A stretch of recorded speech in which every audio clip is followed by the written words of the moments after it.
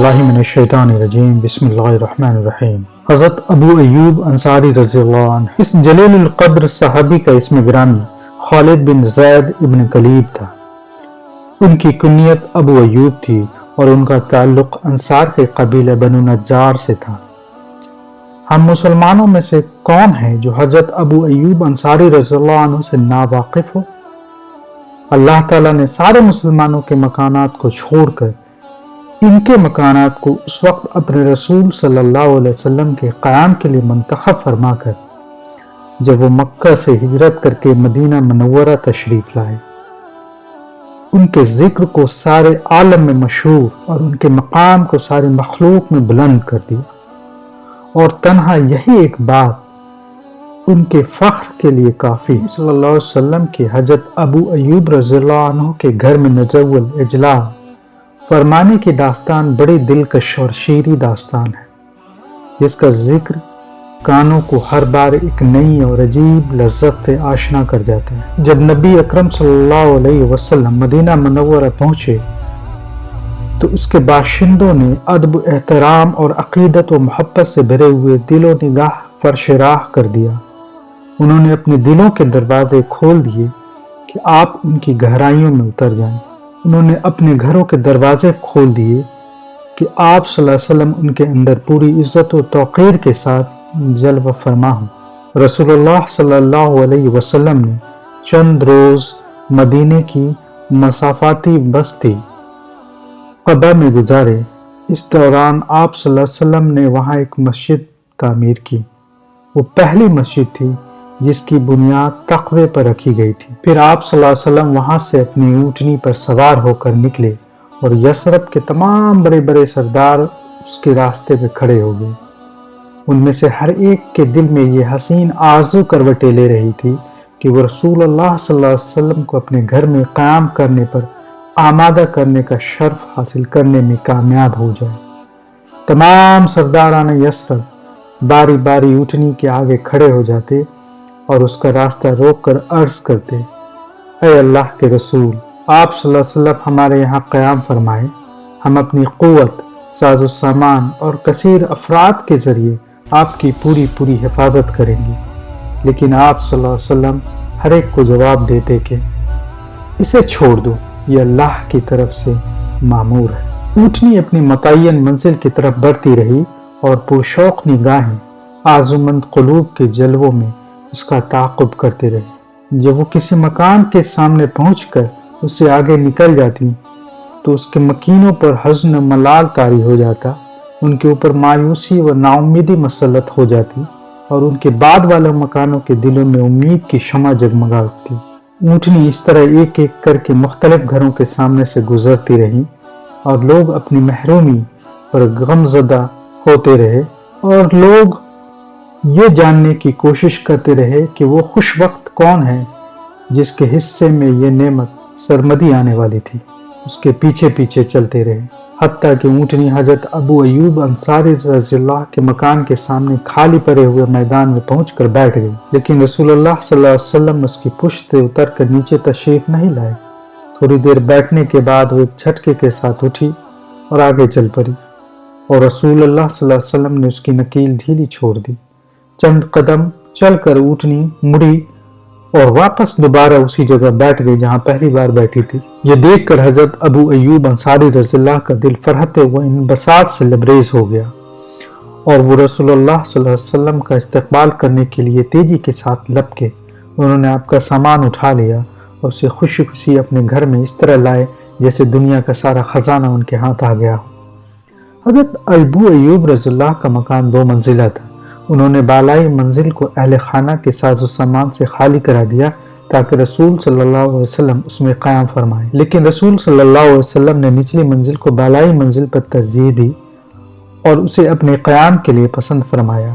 حضرت ابو ایوب رضی اللہ نے آپ صلی اللہ علیہ وسلم کی مرضی کے آگے سر تسلیم خم کر دیا اور آپ صلی اللہ علیہ وسلم کو اسی جگہ ٹھہرایا جسے آپ صلی اللہ علیہ وسلم نے پسند فرمایا تھا۔ جب رات ہوئی اور رسول صلی اللہ علیہ وسلم آرام فرمانے کے لیے اپنی خوابگاہ میں تشریف لے جا چکے تو حضرت ابو ایوب رضی اللہ اور ان کی اہلیہ بالائی منزل میں چلے گئے، لیکن جیسے ہی انہوں نے دروازہ بند کیا ان کے دل میں یہ خیال آیا اور اپنی اہلیہ سے مخاطب ہوتے ہوئے کہا، تمہارا بھلا ہو، یہ ہم نے کیا کیا؟ کیا یہ بات مناسب ہے کہ رسول اللہ صلی اللہ علیہ وسلم نیچے اور ہم ان کے اوپر رہیں؟ کیا یہ بات ہم کو زیب دیتی ہے کہ ہم رسول صلی اللہ علیہ وسلم کے اوپر چلیں؟ کیا رسول صلی اللہ علیہ وسلم اور وحی الہی کے درمیان حائل ہونا ہمارے لیے زیبا ہے؟ اس صورت میں تو ہم تباہ و برباد ہو جائیں گے۔ اس وقت دونوں میاں بیوی سخت حیرانی و پشیمانی سے دوچار تھے اور ان کی سمجھ میں کچھ نہیں آ رہا تھا کہ وہ کیا کرے۔ وہ دونوں رات بھر بے چین رہے۔ آخر کار ان کو اس وقت تھوڑا سا سکون میسر آیا جب وہ بالا خانہ کے اس حصے میں سمٹ گئے جو رسول صلی اللہ علیہ وسلم کے اوپر واقع نہیں تھا۔ وہ دونوں وہیں گوشہ گیر ہو گئے اور چلتے تو بیچ میں چلنے کے بجائے کنارے کنارے چلتے تھے۔ صبح کو حضرت ابو ایوب رضی اللہ نے بارگاہ رسالت میں عرض کیا، آج رات میں نے اور ام ایوب نے آنکھوں میں کاٹی ہے۔ آپ صلی اللہ علیہ وسلم نے وجہ پوچھی تو عرض کیا، اے اللہ کے رسول، رات بھر ہم کو یہ احساس بے چین کیے رہا کہ ہم جس مکان کی بالائی منزل میں ہیں آپ اس کے نیچے تشریف فرما ہے، اور جب ہم چلتے اور حرکت کرتے ہیں تو دھول اور گرد و غبار آپ کے اوپر گر کر آپ کے لیے اذیت کا سبب بنتی ہے۔ پھر اس پر مستزاد یہ کہ ہم آپ کے وحی الہی کے درمیان حائل ہو رہے ہیں۔ ابو ایوب، اس کی فکر اور پرواہ مت کرو۔ رسول صلی اللہ علیہ وسلم نے ان کو تسلی دیتے ہوئے فرمایا، کیونکہ بکثرت لوگ میرے پاس ملنے کے لیے آتے رہتے ہیں، اس لیے نیچے ہی رہنا میرے لیے زیادہ مناسب اور آرام دہ ہے۔ حضرت ابو ایوب رضی اللہ کہتے ہیں کہ میں نے رسول صلی اللہ علیہ وسلم کے حکم پر سر تسلیم خم کر دیا اور بالائی منزل میں قیام پذیر رہا، یہاں تک کہ ایک سرد رات کو ہمارا پانی کا گھڑا ٹوٹ گیا اور اس کا پانی اوپری منزل کے فرش پر پھیل گیا۔ ہم دونوں میاں بیوی اس کے پھیلے ہوئے پانی کو جذب کرنے کی طرف متوجہ ہوئے۔ اس وقت ہمارے پاس صرف ایک ہی کمبل تھا جس کو ہم لحاف کے طور پر استعمال کرتے تھے۔ اس خوف سے کہ کہیں یہ پانی نیچے ٹپک کر رسول صلی اللہ علیہ وسلم کے لیے باعث پریشانی نہ ہو جائے، ہم نے اسی کمبل میں پانی کو جذب کر لیا۔ پھر صبح کے وقت میں نے بارگاہ رسالت میں حاضر ہو کر عرض کیا، میرے ماں باپ آپ پر فدا ہوں، مجھے اچھا نہیں لگتا کہ میں آپ سے اوپر رہوں اور آپ مجھ سے نیچے رہیں۔ پھر میں نے رات کو پیش آنے والا گھرے کا واقعہ آپ کے گوش گزار کر دیا اور آپ سے بالائی منزل میں منتقل ہو جانے کی درخواست کی۔ آپ نے میری یہ درخواست منظور فرما لی اور اوپر کی منزل میں منتقل ہو گئے اور میں ام ایوب کے ساتھ نیچے آ گیا۔ رسول صلی اللہ علیہ وسلم حضرت ابو ایوب رضی اللہ کے مکان میں تقریباً 7 مہینے تک قیام پذیر رہے، یہاں تک کہ جب اس زمین میں مسجد کی تعمیر مکمل ہو گئی جس میں اونٹنی بیٹھی تھی تو آپ صلی اللہ علیہ وسلم نے ان حجروں میں منتقل ہو گئے جو مسجد کے ارد گرد آپ کے اور آپ کے اجواز میں طہارت کے لیے بنائے گئے تھے۔ آپ صلی اللہ علیہ وسلم حضرت ابو ایوب رضی اللہ کے پڑوس میں رہنے لگے۔ کتنے اچھے اور شریف پڑوسی تھے جو ان دونوں کو میسر آئے تھے۔ حضرت ابو ایوب رضی اللہ عنہ رسول صلی اللہ علیہ وسلم سے غیر معمولی محبت کرتے تھے اور خود رسول صلی اللہ علیہ وسلم کو بھی ان سے ایسی ہی محبت تھی جس نے باہمی تکلفات کے سارے پردے درمیان سے اٹھا دیے تھے، یہاں تک کہ رسول صلی اللہ علیہ وسلم ان کے گھر کو بھی اپنا ہی گھر سمجھتے تھے۔ حضرت عبداللہ بن عباس رضی اللہ عنہ فرماتے ہیں، ایک روز حضرت ابو بکر رضی اللہ گرمی کی ایک سخت دوپہر میں گھر سے نکل کر مسجد کی طرف آئے۔ حضرت عمر رضی اللہ نے ان کو دیکھ کر پوچھا، ابو بکر آپ اس وقت گھر سے کیسے نکل گئے؟ بھوک کی شدت اور بے چینی کی وجہ سے، حضرت ابو بکر رضی اللہ نے جواب دیا، خدا کی قسم میرے گھر سے نکلنے کا سبب بھی یہی ہے۔ حضرت عمر رضی اللہ نے کہا، اتنے میں رسول صلی اللہ علیہ وسلم بھی اپنے حجرے سے تشریف لائے اور ان دونوں حضرات سے دریافت کیا، آپ دونوں اس وقت کس غرض سے اپنے اپنے گھروں سے باہر نکلے ہیں؟ اس ہستی کی قسم جس کی قبضہ قدرت میں میری جان ہے، میں نے بھی اسی سے پریشان ہو کر گھر سے قدم نکالا ہے۔ آپ صلی اللہ علیہ وسلم نے فرمایا، اٹھیے میرے ساتھ چلیے، اور تینوں حضرات حضرت ابو ایوب رضی اللہ عنہ کے یہاں پہنچے۔ حضرت ابو ایوب رضی اللہ کا معمول تھا کہ وہ روزانہ رسول صلی اللہ علیہ وسلم کے لیے کھانے کی کوئی نہ کوئی چیز بچا کر رکھتے تھے، اور جب آپ صلی اللہ علیہ وسلم کسی وجہ سے تاخیر کرتے اور وقت مقررہ پر تشریف نہ لاتے تو وہ کھانا گھر والوں کو کھلا دیتے۔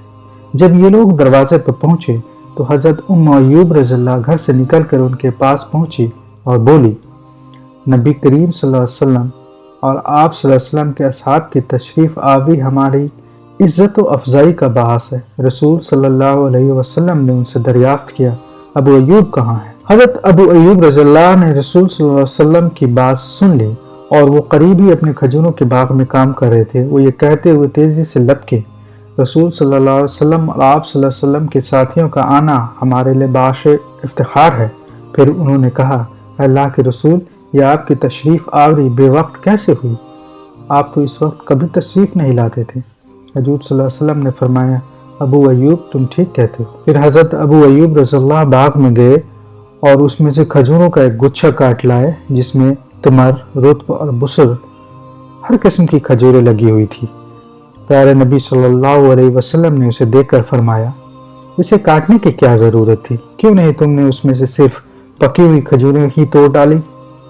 انہوں نے کہا، میں نے مناسب سمجھا کہ آپ صلی اللہ علیہ وسلم اس میں سے تمر، رطب اور بسر ہر قسم کی کھجوریں پسند کے مطابق تناول فرمائے۔ اس کے علاوہ میں آپ کے لیے ایک بکری بھی ذبح کروں گا۔ تو آپ صلی اللہ علیہ وسلم نے فرمایا کہ اگر ذبح کرنا تو دودھاری بکری مت ذبح کرنا۔ پھر حضرت ابو ایوب رضی اللہ نے بکری کا ایک سالہ بچہ لیا اور اسے ذبح کر دیا۔ پھر انہوں نے اپنی اہلیہ سے کہا، ابو ایوب کی ماں، آٹا گوندھ کر ہمارے لیے روٹیاں پکا لو، تم بہت عمدہ روٹیاں پکانا جانتی ہو۔ اس کے بعد انہوں نے آدھا گوشت پکایا اور آدھے کو بھون لیا۔ جب کھانا پک کر تیار ہو گیا اور نبی صلی اللہ علیہ وسلم اور آپ کے دونوں ساتھیوں کے سامنے رکھ دیا گیا تو رسول صلی اللہ علیہ وسلم نے گوشت میں سے ایک ٹکڑا لیا اور اس کو روٹی میں رکھ کر فرمایا، ابو ایوب یہ ٹکڑا جلدی سے فاطمہ کو دے آؤ، اس کو کئی دنوں سے ایسا کھانا نصیب نہیں ہوا ہے۔ پھر جب سب لوگ کھا کر آسودہ ہو گئے تو نبی کریم صلی اللہ علیہ وسلم نے فرمایا، روٹی، گوشت، تمر، رطب اور بسر۔ یہ کہتے ہوئے آپ کی آنکھیں اشک آلود ہو گئی۔ پھر ارشاد فرمایا، قسم اس ذات کی جس کے ہاتھ میں میری جان ہے، یہی وہ نعمت ہے۔ تو جب تم کو اس قسم کی نعمت ملے اور تم اسے کھانے کے لیے اپنے ہاتھ میں لو تو کہو بسم اللہ، اور جب آسودہ ہو جاؤ تو کہو اللہ کا شکر ہے جس نے ہم کو آسودگی بخشی، ہم کو انعام سے نوازا اور ہمارے اوپر مہربانی کی۔ پھر آپ صلی اللہ علیہ وسلم جانے کے لیے اٹھ کھڑے ہوئے اور چلتے چلتے حضرت ابو ایوب رضی اللہ سے فرمایا، کل ہمارے پاس آنا۔ حضرت ابو ایوب رضی اللہ حضور کی یہ بات نہیں سن سکے تو حضرت عمر رضی اللہ نے ان سے کہا کہ ابو ایوب، رسول صلی اللہ علیہ وسلم فرما رہے ہیں کہ کل تم میرے پاس آنا۔ حضرت ابو ایوب رضی اللہ نے کہا کہ رسول اللہ صلی اللہ علیہ وسلم کا حکم میرے سر اور آنکھوں پر۔ جب دوسرے دن حضرت ابو ایوب رضی اللہ رسول صلی اللہ علیہ وسلم کی خدمت میں حاضر ہوئے تو آپ صلی اللہ علیہ وسلم نے ان کو ایک لونڈی جو آپ کی خدمت کیا کرتی تھی یہ کہتے ہوئے عنایت فرمائی، ابو ایوب، اس کے ساتھ حسن و سلوک سے پیش آنا۔ یہ جب تک ہمارے یہاں رہی ہے ہم نے اس میں سوائے خیر کے کچھ نہیں دیکھا۔ وہ لونڈی کو لیے ہوئے گھر لوٹے اور جب ام ایوب رضی اللہ نے دیکھا تو بولی، ابو ایوب یہ لونڈی کس کی ہے؟ ہماری ہے، نبی کریم صلی اللہ علیہ وسلم نے ہمیں عنایت فرمائی ہے۔ انہوں نے جواب دیا۔ یہ سن کر ام ایوب نے کہا، کتنا عظیم ہے عطا کرنے والا اور کتنا عمدہ ہے یہ، اور آپ نے ہم کو اس کے ساتھ حسن سلوک کی تاکید فرمائی ہے۔ حضرت ابو ایوب رضی اللہ نے دوبارہ کہا، ہم اس کے ساتھ کون سا رویہ اختیار کریں کہ آپ صلی اللہ علیہ وسلم کی ہدایت پر پورا عمل کر سکیں؟ انہوں نے سوچتے ہوئے کہا، خدا کی قسم، رسول صلی اللہ علیہ وسلم کی ہدایت پر عمل کرنے کی اس سے بہتر دوسری کوئی صورت نہیں ہو سکتی کہ اس کو آزاد کر دیں۔ انہوں نے حل پیش کر دیا۔ آپ کو درست بات کی توفیق ملی۔ حضرت ام ایوب نے ان کی تائید کی اور حضرت ابو ایوب رضی اللہ نے لونڈی کو آزاد کر دیا۔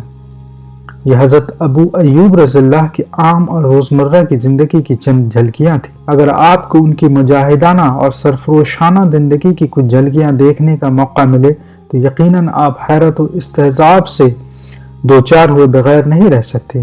انہوں نے اپنی پوری زندگی ایک غازی اور مجاہد کی طرح گزاری۔ کہا جاتا ہے کہ وہ عہد نبی سے لے کر دور معاویہ تک کسی غزوے سے پیچھے نہیں رہے جو مسلمانوں کو پیش آیا، سوائے اس کے کہ وہ کسی دوسرے محاذ پر برسر پیکار ہوں۔ وہ غزوہ حضرت ابو ایوب رضی اللہ کا آخری غزوہ تھا جب حضرت معاویہ بن ابی سفیان نے اپنے زمانہ خلافت میں اپنے بیٹے یزید کی قیادت میں قسطنطنیہ کی فتح کے لیے فوج بھیجی تھی۔ حضرت ابو ایوب رضی اللہ اس وقت کافی عمر رسیدہ تھے۔ اس وقت ان کی عمر 80 سال کے قریب، لیکن یہ کثیر عمری ان کو جنگ سے نہ روک سکی۔ اس وقت ان کی عمر 80 سال کے قریب تھی۔ ان کو یزید کی فوج میں شامل ہونے اور مارکہ کازار میں ایک مجاہد کی حیثیت سے داخل ہونے سے نہ روک سکی۔ فوج میں ایک عام سپاہی کی طرح شریک ہوئے، لیکن دشمن کے ساتھ جنگ چھڑے ابھی کچھ زیادہ دن نہیں گزرے تھے کہ ان کے اوپر بیماری کا ایسا شدید حملہ ہوا جس نے ان کو شرکت جنگ سے معذور کر دیا۔ ان کی شدید علالت کی خبر پا کر قائد سپاہ اسلامی یزید بن معافیہ ان کی عیادت کے لیے آیا اور ان سے دریافت کیا، ابو ایوب آپ کی کوئی خواہش ہے؟ غازیان اسلام کو میرا سلام کہنا۔ حضرت ابو ایوب رضی اللہ نے فرمایا، اور ان سے کہنا کہ ابو ایوب کی وصیت ہے کہ دشمن کی سرحد میں اندر تک گھس جاؤ اور مجھے اٹھا کر اپنے ساتھ لے جاؤ اور میرے لاش کو قسطنطنیہ کی فصیلوں کے نیچے دفن کر دو۔ یہ کہتے کہتے میزبان رسول نے آخری ہچکی لی اور طائر روح قفس انصری سے آزاد ہو گیا۔ انا للہ و انا الیہ راجعون۔ مجاہدین نے صحابی رسول کی آخری خواہش اور وصیت کو پورا احترام کیا۔ انہوں نے دشمن پر پے در پے اور شدید حملے کیے اور اسے دھکیلتے ہوئے فصیل شہر تک پہنچ گئے۔ وہ حضرت ابو ایوب رضی اللہ کی لاش مبارک کو ساتھ اٹھائے ہوئے تھے۔ وہاں ان کی وصیت کے مطابق قبر تیار کی گئی اور اس میں ان کو دفن کیا گیا۔ اللہ تعالی حضرت ابو ایوب رضی اللہ پر رحم فرمائے اور ان سے راضی ہو، آمین یا رب العالمین۔